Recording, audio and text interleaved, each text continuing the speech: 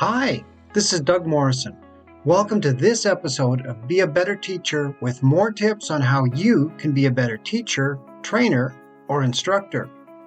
In this episode, we're going to look at one of the best and oldest methods of teaching, which has become known as the demonstration performance method. When you teach, you're wanting to develop physical and mental skills in your students, and this method will work whether you're teaching mathematics, how to cook, how to play a musical instrument, or how to fly an airplane. At its most basic level, all it really involves is showing the student how to do something, then having them do it. But if we make a few simple tweaks, we can make a huge improvement in how effective it is. My preferred method, and the way I learned to use it as a flight instructor, adds a few steps to show and tell. First, you want to give an explanation about what you're teaching. Second, you want to demonstrate it. Third, you have the student perform it. Fourth, you supervise the student as they perform it.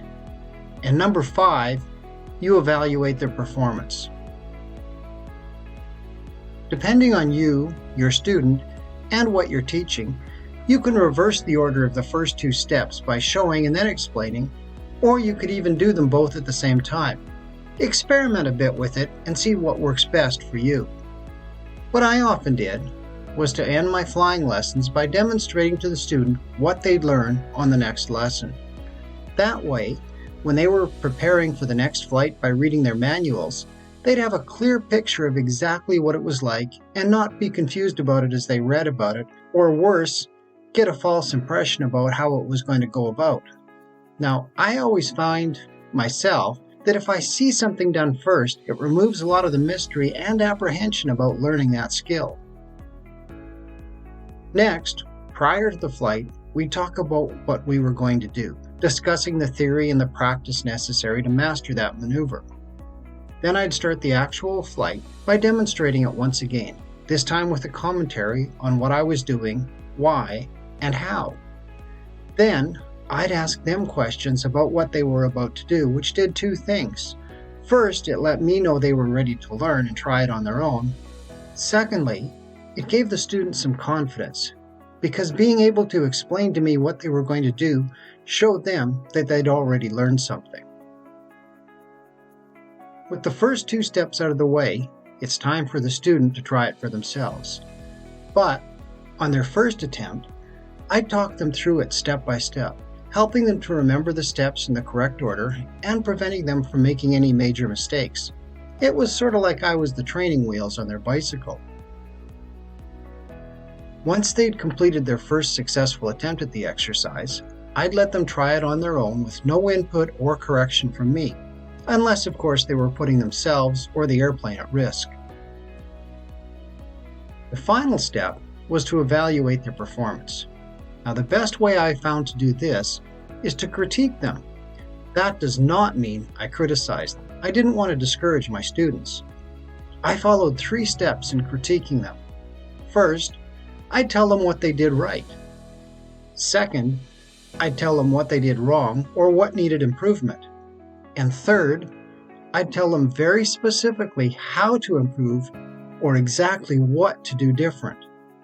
I was always told if I couldn't tell them how to improve, they didn't need to improve. All that remains now is to allow them to practice the maneuver until they're ready to move on to the next exercise. So, there you have the demonstration performance method of teaching. First, explain. Second, demonstrate. Third, let the student perform it. Fourth, you supervise as they do it. And fifth, evaluate them.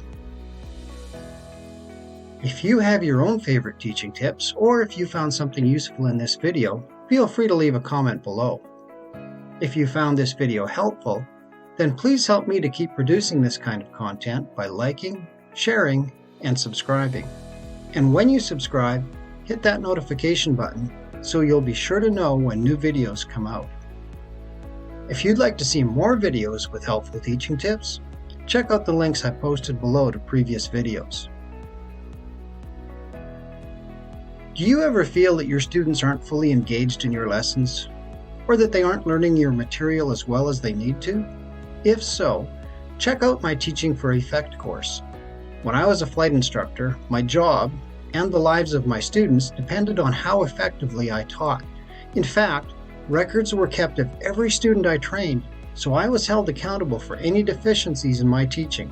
I had to learn how to teach effectively. I've compiled the Teaching for Effect course from what I've learned through 40 years of teaching experience, having taught everything from Sunday school to commercial aviation in North America and overseas.